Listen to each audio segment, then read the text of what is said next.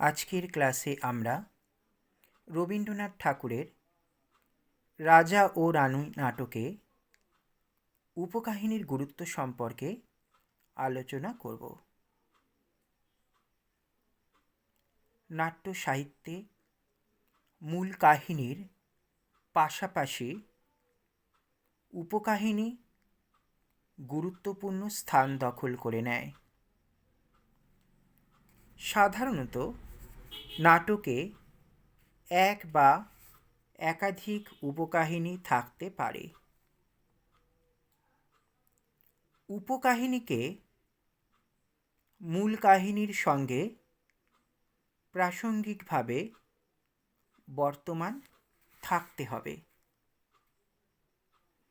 সাধারণভাবে উপকাহিনী মূল কাহিনীর ভাব বা বার্তার বিকাশ ঘটাতে সাহায্য করে। উপকাহিনী মূল কাহিনীর সঙ্গে সহাবস্থানে থেকে মূল কাহিনীর পরিণতি ত্বরান্বিত ও যথার্থ করে তোলে। কোনো অপ্রাসঙ্গিক বা অবাঞ্ছিত উপকাহিনী নাটকে স্থান দেওয়া উচিত নয়। এতে নাট্যক্রিয়া যেমন শ্লথ হয়, তেমনি তা শিল্পরসের প্রতিবন্ধকতা সৃষ্টি করে।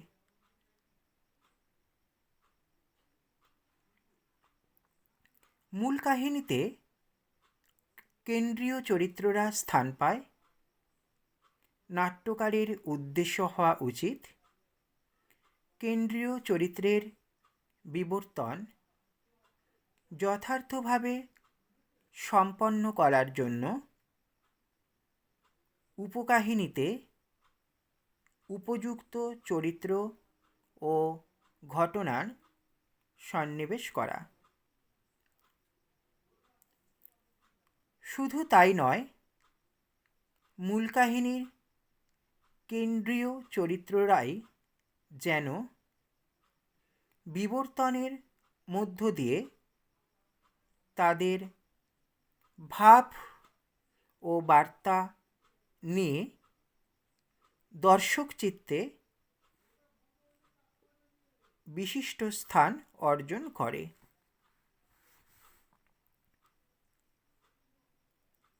উপকাহিনীর চরিত্ররা তাদের ইতিবাচক বা নেতিবাচক ভূমিকা নিয়ে কেন্দ্রীয় চরিত্রদের বিবর্তনে সহায়ক হবে, এটাই কাম্য।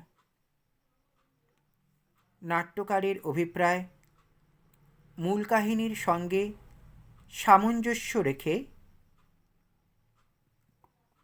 উপকাহিনী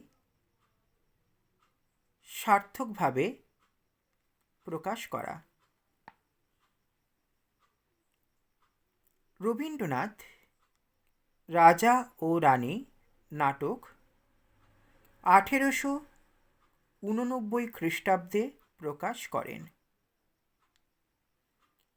এই নাটকের মূল কাহিনীতে রয়েছে রাজা বিক্রমদেব ও রানী সুমিত্রা। এই নাটকে কুমার ইলা এবং চন্দ্রসেন রেবতী দুটি উপকাহিনী বর্তমান। রাজা ও রানী নাটক সম্পর্কে রবীন্দ্রনাথ মন্তব্য করেছেন, বিক্রমের দুর্দান্ত প্রেম প্রতিহত হয়ে পরিণত হয়েছে দুর্দান্ত হিংস্রতায়। আত্মঘাতী প্রেম হয়ে উঠেছে বিশ্বখ্যাতি। এবং তিনি আরও বলেছেন, সংসারের জমি থেকে প্রেমকে উৎপাটিত করে আনলে সে আপনার রস আপনি জোগাতে পারে না, তার মধ্যে বিকৃতি ঘটতে থাকে। রবীন্দ্রনাথের প্রেম সম্পর্কিত সুচিন্তিত ভাবনায় রাজা ও রানী নাটকে শিল্পরূপ লাভ করেছে। রাজা বিক্রমদেব প্রেমের সত্য স্বরূপ উপলব্ধি করতে পারেননি। তিনি রানী সুমিত্রার প্রতি প্রণয় নিবেদনের মাধ্যমে আত্মসুখকেই চরিতার্থ করতে চেয়েছেন। তিনি রাজকর্তব্য ও সমাজ সংসারকে প্রেমের অন্তরায় বলে মনে করেছেন। দেহবাদী ভোগ সর্বস্ব চেতনার সঙ্গে দায়িত্ববোধহীন প্রেমবিলাস বিক্রমদেবের চরিত্রে প্রকাশ পেয়েছে। তাই তিনি সুমিত্রার উদ্দেশ্যে বলেছেন, কথা দূর করো প্রিয়ে, হ্যারো সন্ধ্যাবেলা, মৌন প্রেম সুখে সুপ্ত বিহঙ্গের নীরব কাকলি।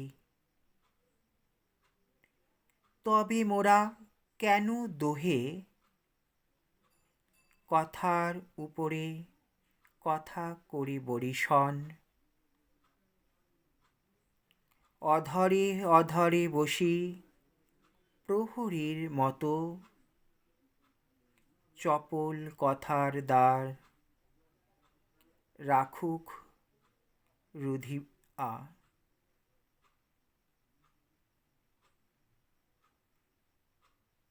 রাজা ও রানী যখন বালক বালিকা ছিল, সেই দিনের দায়িত্বভারীন প্রেমবিলাসের মতো একই রূপে আজও রাজা নিমজ্জিত থাকতে চেয়েছেন। সুমিত্রা তার কাছে সংসারের কেহ নহ, অন্তরের তুমি।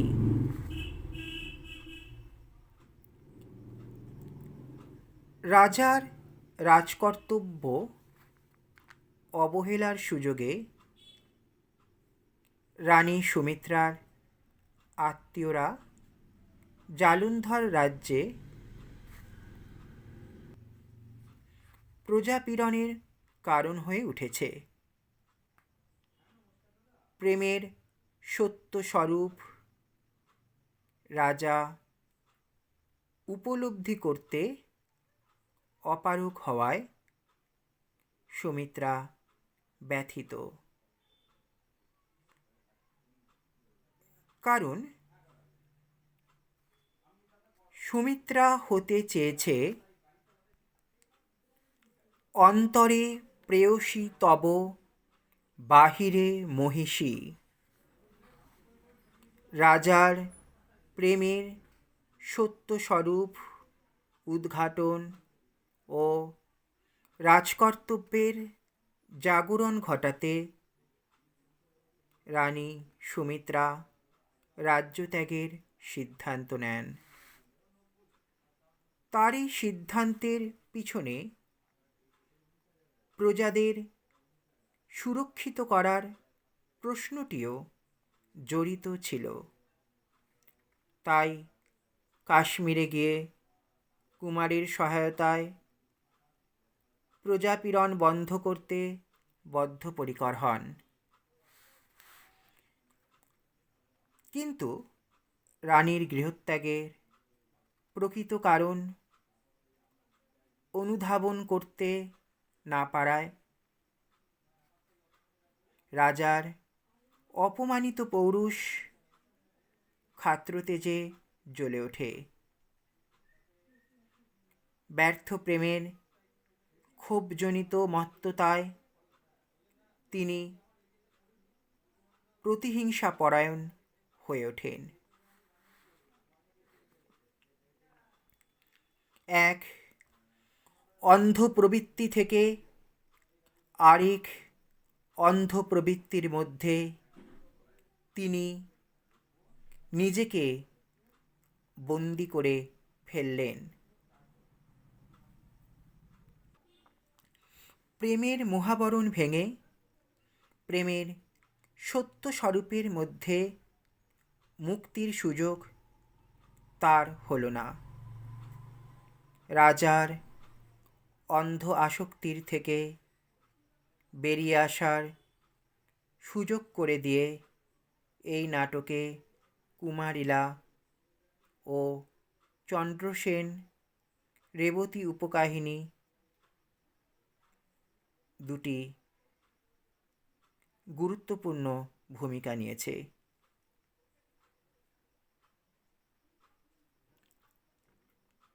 রেবতীর মধ্যে নারীর কল্যাণময়ী রূপের পরিবর্তে বীভৎস হিংস্র রূপ প্রত্যক্ষ করে